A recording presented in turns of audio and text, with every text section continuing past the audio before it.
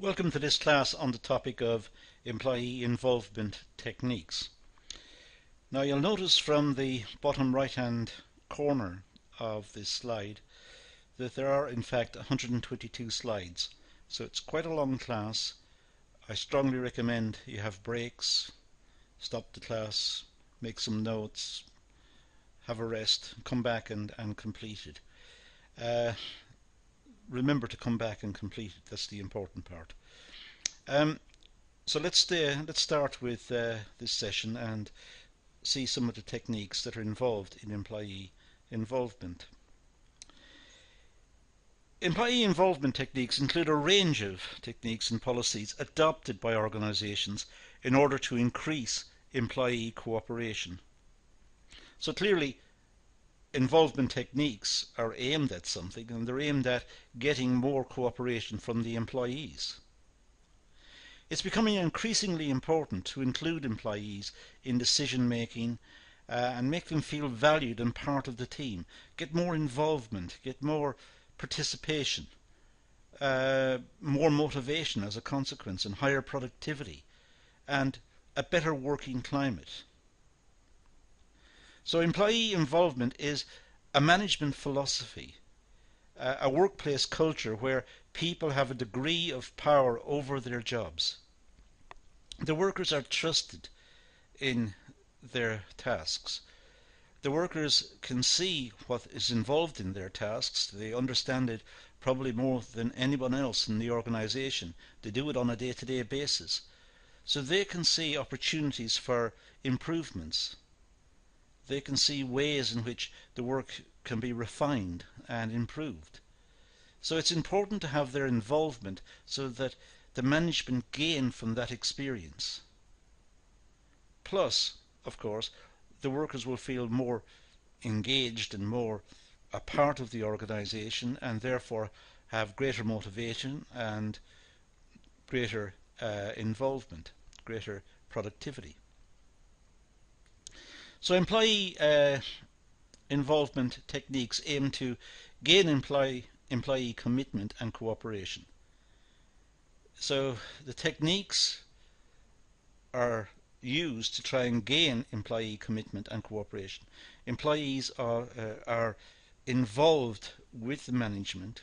Management work with the employees. There's a high level of contact between them, and it's good quality contact. And this means that the employees have commitment and cooperation. They work alongside the organizations to improve performance. As I said earlier, they understand the tasks probably more than anyone else. They do the tasks on a regular basis, so they understand exactly what's required. They understand ways in which the tasks could be improved or modified. So their opinions are important. So they help the organization to meet customer demands and changing needs. They understand when the customer wants a variation in the product, or when some innovation can be introduced into the product. In fact, they may be the ones who bring the suggestions to the management, which will further enhance the position of the business in the marketplace. They can also help in attracting and recruiting and training a skilled workforce. Having the existing workforce engaged and motivated, then they may be able to make comments and suggestions about recruitment, the types of personnel that need to be engaged in the organization, and the types of training that's needed to be put into place. If there's a good relationship between management and the workforce directly, there may be no need for trade unions. There may be no need for some intermediary. It may be that the workforce are quite happy and confident to work with the management, because the management are in a sense enlightened. The management work with the employees, see the employees as valuable, and respect the employees for what they do. Linking rewards to company performance and profitability may be a way of getting more involvement from the employees. rewarding the employees for coming up with good ideas and good working practices and being cooperative. Facilitate continuous improvement and monitoring programs and processes. The employees can be involved continuously to make recommendations for better quality output, better quality processes. It's continuous improvement. It's a policy of continuous improvement and a policy that's committed to quality. Employee involvement techniques differ from employee participation. Employee involvement techniques are managed and encouraged by management. It is low-level involvement and voluntary.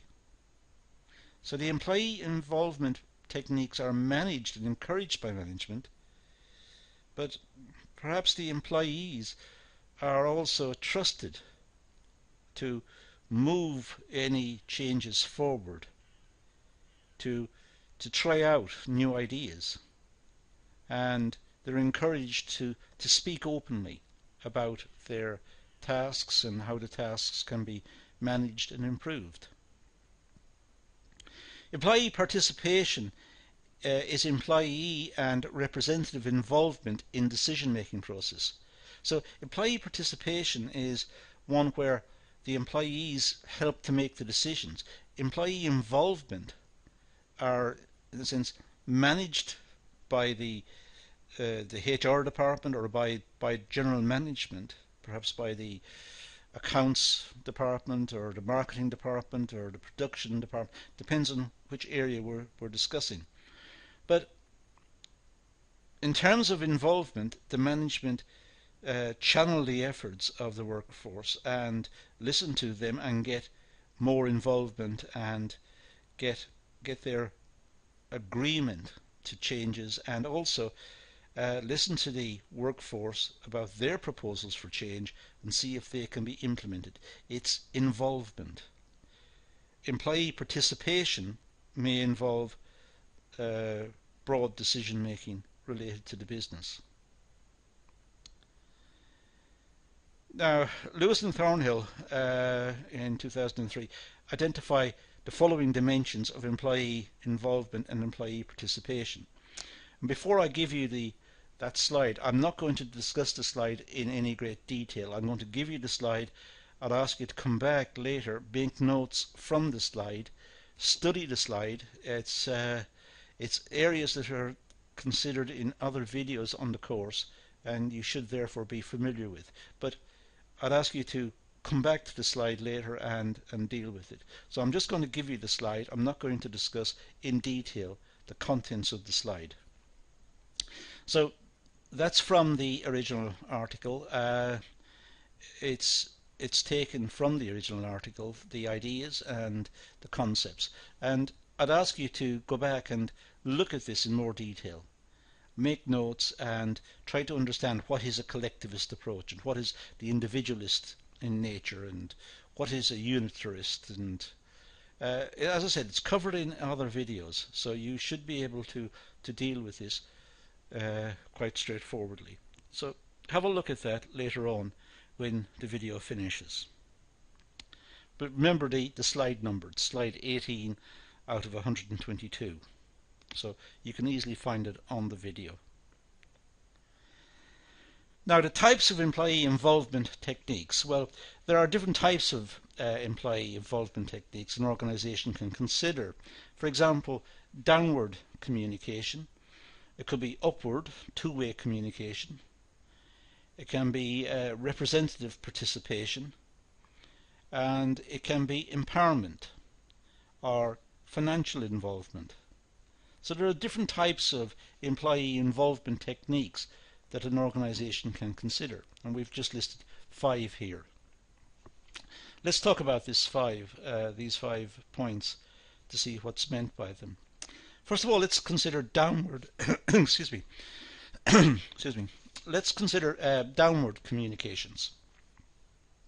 Now, this type of employee involvement is based on downward communication, passing information from management down to the employees.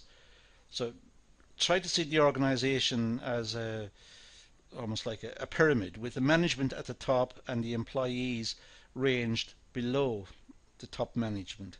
There'll be the very top management, different layers of management, and then the employees and the employees layered underneath. And downward communication comes from the top.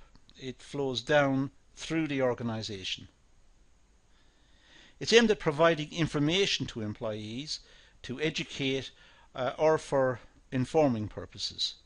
So the flow of information from the top is to educate the workforce, perhaps about the different requirements in the market or different technical processes that they need to take on board, or some changes that can be flagged up because the management see that these changes will be needed in the future.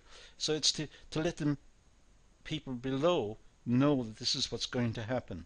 So it's informing them, or it's educating them. It's an involvement technique as employees are informed about the current organization's decisions and progress. So it's involving the workforce. It's keeping the workforce informed about what's happening. It's coming from the top. It's what the top see as the issues. They see changes in the market. They see changes in tastes, new technologies, new developments, globalization, problems of cheap imports, whatever it is. They can see this and they pass the information down through the organization, down through the employees. It's a common form of communication and well established. Involvement is in the form of instructions, job briefing, organization rules and policies. So the communications can come in all sorts of ways. It can be communications about instructions for working practices, what needs to be done. It can inform the workers about health and safety issues, or about changes in the organization, or changes in production processes, or changing the rules of the organization. When does the organization start in the morning and when will it close in the evening? What are the policies of the organization? So it's communications from the top coming all the way through. So everyone within the organization knows what senior management is thinking. It can be used to make announcements. The management may announce some new product or some new development. It's going to open a new factory somewhere, or it's going to close a certain part of the existing plant, or it's going to update something. It makes an announcement, and again it's coming down. The information is coming down from above, down to the employees. So the involvement techniques could include a team briefing, where different teams are brought in and management present what they're thinking, and the team is briefed on what the management's thinking. That's coming from the top down. Could be internal notice boards or some sort of publication within the company. It depends on the size of the company. But an internal notice board, a notice goes up to say that in future the business will not work on Saturdays, or in future the certain machinery will be only turned on at certain times, or whatever the content is. And it's like an edict. It's put on the board, and that's the rule. So it's communications from the top down. It could be that they have in-house journals and reports aimed at employees. It could be the organisation has a regular newsletter for all the employees, which is used as a way of putting out information and informing the employees of what the management is thinking. Some organisations may use videos and audio tapes. They may put it onto the web. But not all the employees may have access to the web or have interest in accessing the corporate website. So it may not be a very effective way of doing it. It could be emails and telephone briefings. It depends critically on the nature of the business. Overwhelmingly, we tend to think of production-based systems, but in a modern society, we have to recognize that a lot of businesses are service-based, and people communicate using email and telephone, and they use modern communications channels. They may not in fact be in a factory setting or in an office setting. They may be working from home. So it depends on the nature of the business. In-house journals, reports, bulletins, newspapers are aimed at communicating to employees. Those are probably the best ways of getting the information out. It's published as a newsletter or as a bulletin, and disseminated amongst the workforce, so they know what the management is thinking. There is a sense of involvement, as employees are involved and informed about current news and events. So the employees are not shocked that there's a change taking place. They're told in advance. They're involved. They are communicated with. Team briefings may occur on a regular basis and could be face-to-face. Management discusses current news, strategies, company goals, information for employees to do their jobs, and so on. So there could be face-to-face meetings between employees and management, where management explain what their policies are, what changes they're considering, and how the business is going to change in the future.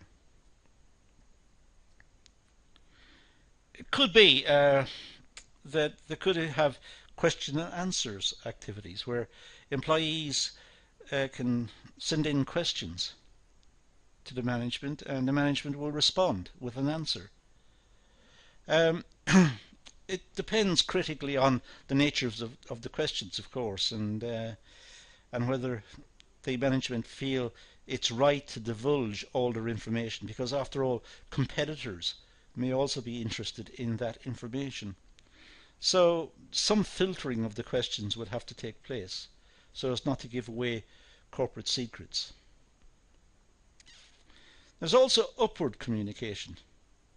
We've talked about downward, coming from management down to the employees. Well, it does go the other way, from employees up to management. It's a two-way communication between management and employees. This type of involvement is for providing feedback and performance monitoring. It's good that the employees can feed information back up. They can feed up information about the performance of machines, or performance of techniques, or of particular processes.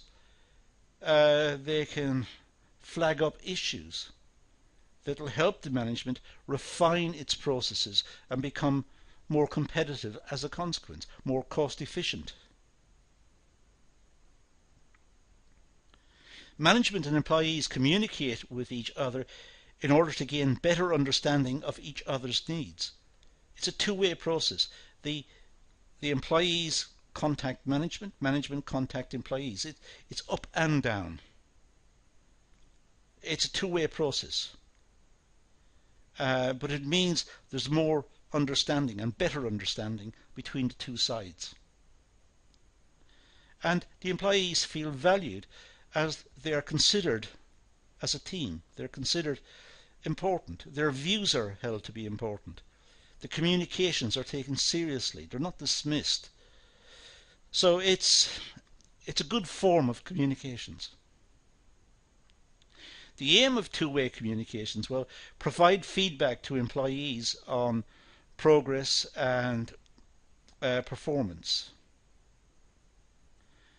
Involve employees in problem solving and decision making activities. Provide management with an insight into employee needs and training opportunities. So you can see here from the list, by the way, that 1 and 2 are really coming from management down to the employees, whereas 3 is going the other way, providing management with an insight into employee needs and training opportunities. Developing employee trust, commitment and loyalty with the organisation.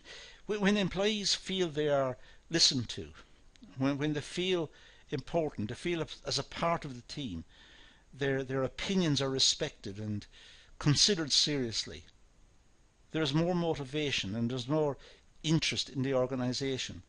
There's a better working climate. So the communications channels are important, and it should come from the top down, but it should go from the bottom up also. The types of involvement techniques, well, there could be works councils, for example.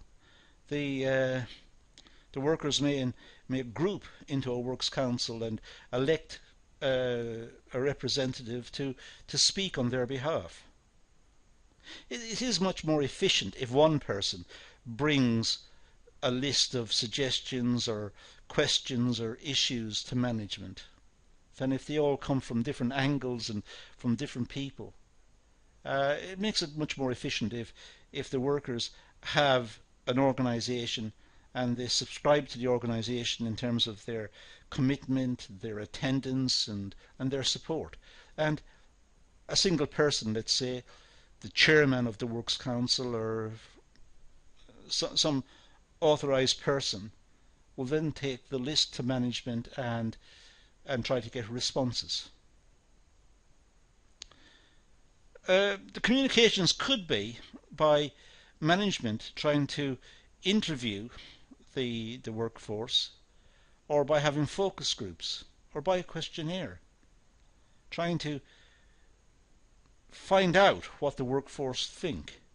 And management could facilitate this by having, let's say, a focus group, randomly selecting 5 or 6 people and having a facilitator and asking the group to participate, not forcing them, but asking them to participate, and a facilitator trying to educe, trying to take out issues and take out feelings about certain processes and policies and try to work out what's the workforce think about the way management is conducting itself.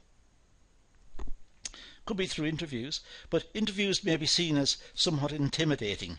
The workforce may be reticent in participating with interviews because they will feel exposed, they will feel marginalised and perhaps vulnerable, and they won't exactly tell the truth. They will tell what the management perhaps wants to hear. Quality circles are well established, where a group of perhaps 10 people meet once a week, let's say, in one of the offices, and very informal setting, very relaxed setting. They discuss issues about work, about the quality of the work, and gradually issues emerge from just general chat over, let's say, a 1-hour session, over a session that they spend in the office. Some issues might emerge, and in the following week they can talk about the issues more specifically, and so on, until recommendations come out to fix these issues. And in that way the organisation is improved. But the communications is coming from the bottom. It's coming from the workers, and it's working its way right through the organisation up to management, up to senior management. There could be intra-organisational groups. There can be groups from different sections. A group from the stores, a group from production, a group from dispatch, a group from accounts, a group from marketing, and so on. And they can all have their inputs, and it depends on how it's structured, depends on the nature of the organisation as well.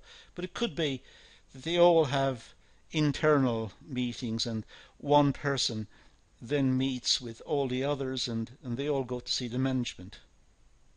And there's a more widespread and informed approach as a consequence. Suggestion schemes have been used for years in organisations. It can be done anonymously. Somebody may make a recommendation to make some change. It may be a very good idea, or it may not be so good, but at least it was an idea, and it should be encouraged. Now, the broad groups and work councils, as I talked about earlier, well, this type of involvement technique is based on problem solving through discussions and providing recommendations. So the works councils are excellent ideas to discuss issues, discuss safety issues and health, and discuss hours of work and break times and cooperation within the workforce. It can be used for a whole variety of purposes, and it's widely used. Groups of employees, either management, senior management or work level, come together to form a council. It's as simple as that. The people on the shop floor get together during a lunchtime and they elect someone. They discuss what they could use this work council for, and they elect someone, and then when they've got issues, they bring it for that person. And they may discuss it amongst themselves more and more, and when there's a strong feeling that management need to be consulted, that person will go and see the management and explain the issue. So the aim of the Work Council is to discuss current issues relating to the business. All members are involved, I should say, in resolving problems and finding solutions. It's from the grassroots upwards. All the members of the workforce have met, they've discussed the issue, they go to the chairperson of the Works Council, who is then authorised by them to go and see the management and discuss the issue again, to get some change perhaps. So the recommendations are passed to the CEO or senior management for consideration. And it should be taken very seriously by senior management. This is a recommendation coming from the shop floor. And in many cases, the people who are making these recommendations are experts. They're experts in the day-to-day running of the business. They see an issue, they discuss it. It should be taken seriously. It should be discussed over with the individual representatives from the Works Council. It should be discussed with experts from the business side. And if there is a need for change, then it should be implemented. And the Works Council should be credited with that change. Quality circles. Well, as I said, it's an involvement technique similar to board groups or work council. A group of employees come together to discuss ways to improve their workplace. It could be improve the quality of the product, it could be to improve the quality of their work, or it could be to improve conditions of work. So it's a very open forum, it's a free and easy environment. It focuses on issues relating to the quality of the work and procedures. For example, manufacturing processes, product design and safety. But it could involve other issues. The quality of the work could be conditional upon the quality of the raw materials that are given to the employees, or the quality of the machinery, or the safety of the machinery, or the number of breaks the employees are allowed over the day to rest and regenerate and to have more enthusiasm. There should be contact between the different employees as well, and that should be facilitated. So there's a better spirit in the workplace. Entrusting employees with the responsibility for maintaining quality, making changes and adjustments, will motivate them to perform and work harder. So the employees feel valued. Their opinions are valued, so they feel valued. And in that way they try harder to have better quality, to implement change and improve productivity. They are working with the management. Inter-organisational groups. Well, groups involvement techniques where groups of employees from different areas of the business meet to discuss and share ideas and experiences. As I said earlier, this can be right across the organisation. There could be a group in marketing, and they're just looking at issues in marketing. They're looking at what can be made better. How could that particular section be improved?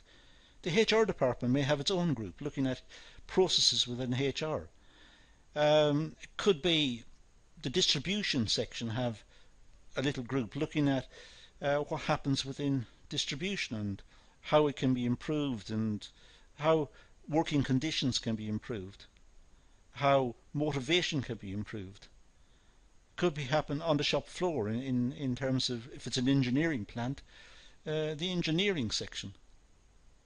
So these different groups all have particular requirements, and these could be aggregated. It could be a sort of like a plenary session where the individual members then meet and discuss the issues and bring it to management. The groups of employees can comprise of the same sector, for example, employees working in the finance department in London, Manchester and Wales. They come together to discuss issues related to the company's finance issues. So the groups, it depends on the nature of the business. The business may operate on different plants. For example, I've given here London, Manchester, Wales, Birmingham and so on. So the employees have something in common. They work for the same organisation, they're just working in different locations. So there should be some means of enabling them to discuss common issues and bringing those to the attention of senior management to bring about a better business and perhaps making changes to the business model, which will be to the advantage of the workforce, more stable employment, better prospects, perhaps a more profitable business, and a better image in the marketplace, a more cooperative image in the marketplace. Another example, employees working in the same branch but different areas such as finance, marketing, HR and production meet to discuss and share best practice. Sometimes within organisations, employees working in one section are separate from other sections. There's very little contact between them. It's like there's nothing in common, when in fact they all work for the same organisation and they're all important. So inter-organisational groups facilitate this, enable employees from different sections to meet and discuss common areas, common ground. This involvement technique is becoming increasingly common as employees take part in decision making and promote group work activities. So it is moving. There is more contact between the various sections and there's more communications, and organisations should facilitate that. It's in the interest of the organisation to have better communications. It avoids misunderstandings, it avoids disputes, but also it can have positive impacts, constructive proposals for change, for example. Use of attitude surveys. Well, attitude surveys are useful because they indicate the depth of feelings that the workforce have for certain issues. It's not a precise science. It's It may be used, it might be an indicator, but it's not precise. So attitude scaling, for example, techniques, it may be that the employees are asked to complete an attitudinal survey regarding working conditions. Well, it depends on when the survey is being conducted. If it's being conducted just as the shift is about to finish and they're about to go home, their interests are not with the company. Their interests have already left the company. Their interests are already gone home. So they want to get the questionnaire done as quickly as possible. They're not thinking about the answers in any great detail. They're not engaged. It could be that they're tired. They just want to get it over and done with. It may be they want to please the person who's administering the attitudinal survey. They want to impress that person. So lots of interference in the accuracy of attitudinal surveys. This is dealt with in other areas and other modules that you will have encountered on the course. It's very important that if attitudinal surveys are used, that these drawbacks are explicitly recognized. But employees are able to express their views and opinions about the organization. The information received will help management to inform decisions about the future of the organizations. Well, it depends on how much weight the management place on the attitudinal surveys. Given the fact that it's not a precise science, and given the fact that they're influenced by noise in the system, by distractions, they're not quite sure of the difference between one feeling and the next, and the depth of their feelings. It's a very complex procedure. As I said, there are separate videos on attitudinal surveys that you should have considered. Surveys will help management identify any areas of weakness and strengths within the organization. Having mentioned the criticisms, sometimes surveys can be used constructively. They do indicate perhaps depth of feelings and ideas and what the employees are thinking. It depends on how they're conducted and how professionally they're done. Questionnaires are a good source for collecting information. This form of survey can be completed by post, in person, or online. It could be a questionnaire it depends on the design of the questions. If the questions are open-ended, it may be more difficult to work out precisely what the respondent is saying or what the point is.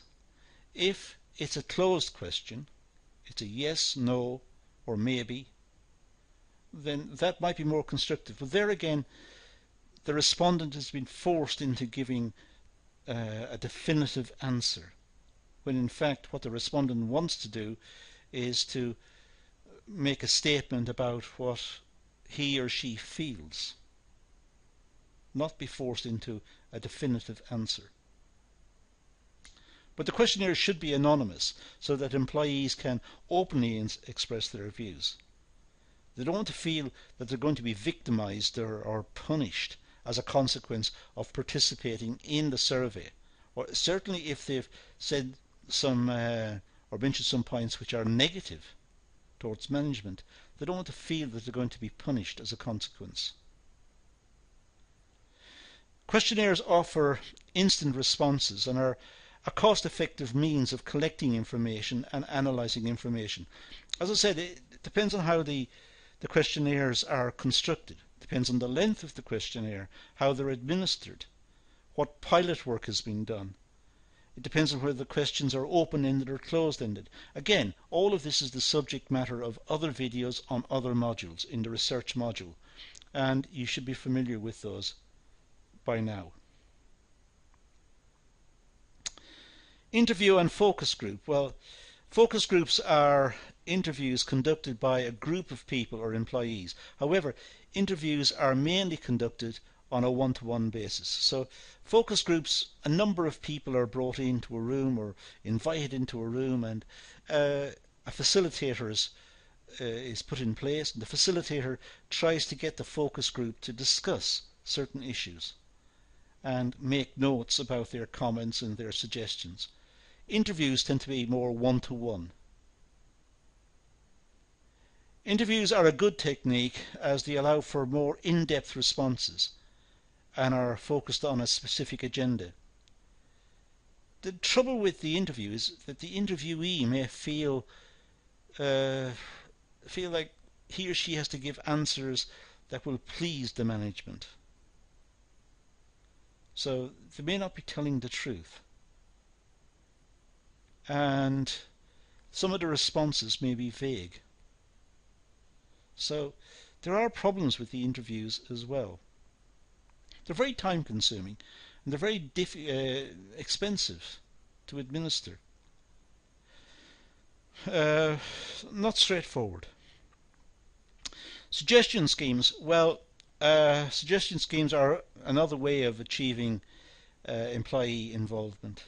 The employees become involved by making suggestions, and sometimes if the suggestions are good and they can see changes that are coming about as a consequence of their suggestion, they feel more engaged and happier, more involved with the organisation. Organisations encourage suggestions from employees as they can help the organisation progress. So it's in the interest of the organisation to try and get opinions and recommendations and suggestions from as wide a body as possible. Employees, management, junior management, suppliers, anyone who will make suggestions, these suggestions should be considered. They could have suggestion boxes where employees post comments, anonymously for example, or offer suggestions to management, perhaps face to face. Depends on the confidence that the employee has. Sometimes employees are not very confident. They want to make almost secret suggestions. They want to put into a suggestion box and make it anonymous. Sometimes they're quite open about what they want to see, and they'll go and see the management and make suggestions face to face. Organisations encourage this scheme by offering rewards, incentives, money and prizes. If a suggestion comes up that is good, it's going to result in cost savings or increased safety for the workforce or better quality work. If it's a very constructive suggestion, it may be rewarded. There might be a financial reward given to the person who made the suggestion. Representative participation. Well, employees take part in decision making and involvement through their representatives and trade union associations. So representative participation is when the employees are involved, and they're involved through their representatives. They brief their representatives who see the management. They brief the trade union, perhaps, if it's a trade union that's involved. They brief them as to what they want to see, and in that way they become involved. Their opinions are taken to the management. It's a different level of involvement and independent from the organisation's initiatives. The organisation's techniques are directed towards achieving organisational goals, whereas employee recommendations and feedbacks through work council, chairperson or the trade union, or this sort of feedback may involve everything from health and safety, hours of work, lighting, ventilation, health and safety, as I said, in all its formats, right throughout the organisation, not just to the specific department in which the employee is engaged. The image of the business, the quality of the product, the pace of the work, training. It can be on all sorts of issues. So going through that participation process through Works Council trade union can involve just about any of those areas. With the organisation techniques that are directed towards achieving organisational goals, that's the organisation trying to engineer ways of achieving its objectives by facilitating employee welfare and employee requirements. But really it's doing so to try and achieve its organisational goals, whereas the employees are trying to achieve goals that simply enable them to continue working in a good environment, working safely with good remuneration and good terms and conditions. The different types of techniques could be joint consultative committee, advisory councils, work councils, collective bargaining. So these are the different types of involvement techniques that could be included in representative participation. Employees associated with a representative have the right to engage in decision making that will affect their job or employment contracts. So employees form into organisations, joint consultative committees or works councils or whatever, and they should feel free to raise any issues associated with their employment contract, with the terms and conditions of employment, as well as the issues associated with initiatives that can further the organisational goals, because the employee wants to do that as well. They want job security, they want a prosperous business, because they want to continue to be able to earn a living. Representative participation, this type of involvement is mainly concerned with trade unions and their members, ensuring employee rights have been followed within the workplace. So they have organisations, the work council, perhaps the trade union. The trade union is a stronger form of participation, and through the trade union they're able to ensure that their rights, their employment rights and their conditions of employment are appropriate. They're not being abused, they're not being misused. They have got good conditions of employment, and any departure from that, they will alert the trade union, who will negotiate with management. If there's an issue between them that can't be resolved, it could lead to a dispute. Empowerment, well, entrusting a degree of responsibility and accountability to employees or work groups. This is when the management delegate some power to particular groups to do certain tasks, to undertake certain functions. But of course the group will then become responsible for the achievement of those tasks and are accountable for anything that goes wrong. This technique achieves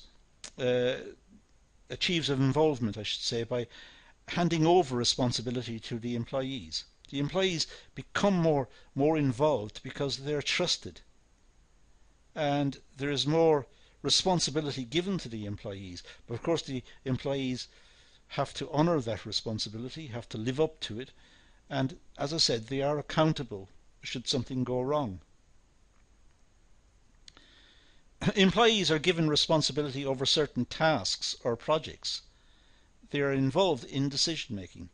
So particular tasks within the organisation may be, in a sense, delegated. So the workforce become empowered to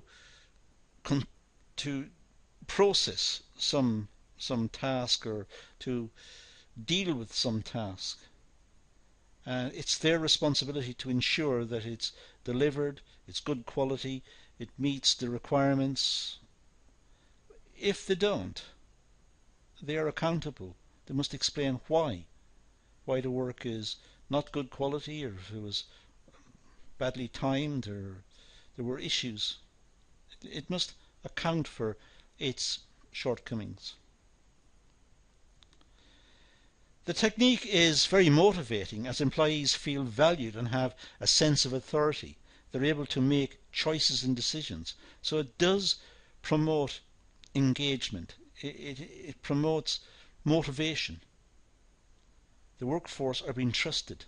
They can do particular tasks and they feel happy that they're trusted to do those tasks. Certain factors must be taken into consideration for this technique, however. Employees may not be willing to take on authority without extra pay.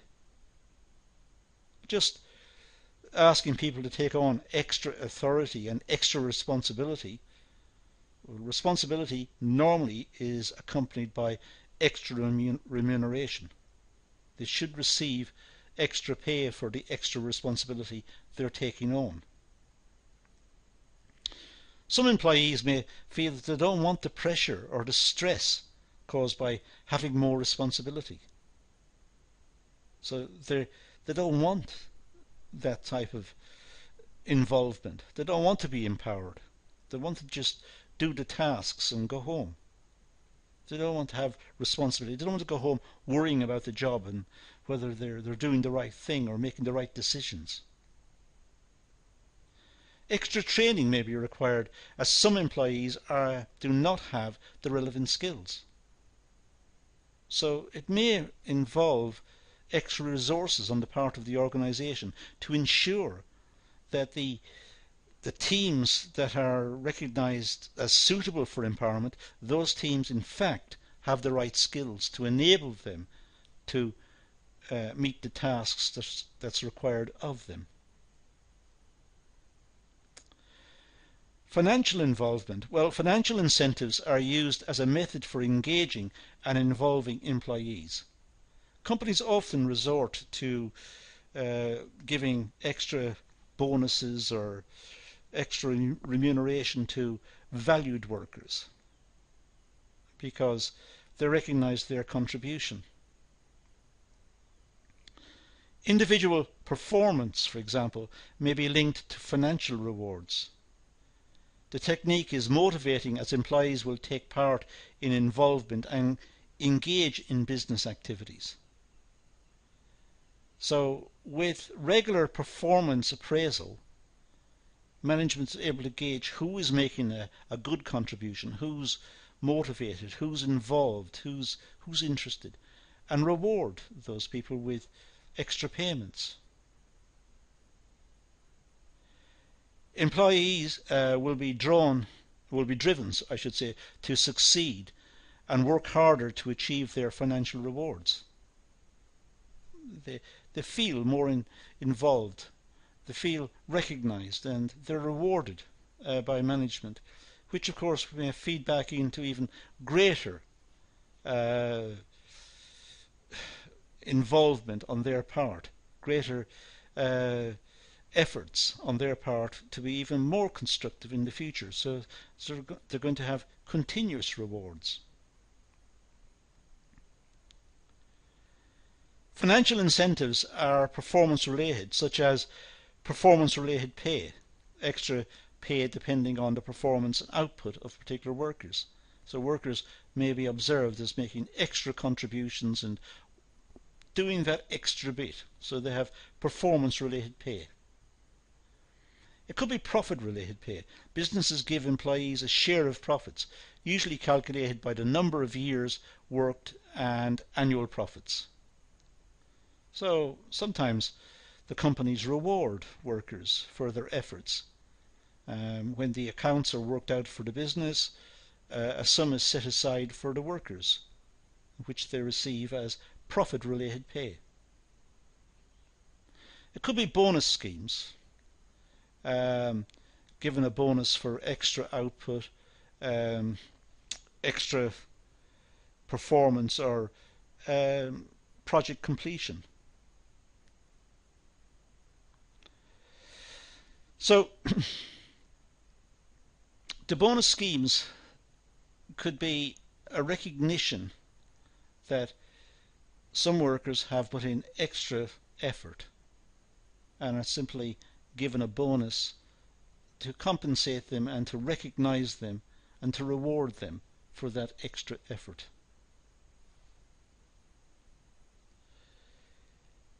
Could be employee share ownership. Employees get free shares of the business or in the business at a fixed rate. This would involve the employees more directly with the business. There's now a blurring of the divide between workers and management because the workers are shareholders and perhaps the management are shareholders. They've both got a vested interest in the survival of the business. So both are incentivized to make extra efforts, and that's a way of getting more involvement. So what we've looked at in this session is employee involvement techniques. There are many of them, and we've gone across various types. It's important to go back over the class, identify each one, make a few notes about each one and what it means and what are its upsides and downsides, what are advantages and disadvantages, and go through each one and understand the different types of involvement techniques that may be used in modern business. But that's all we're going to deal with in this class, so we're going to leave it at that and say thank you for watching.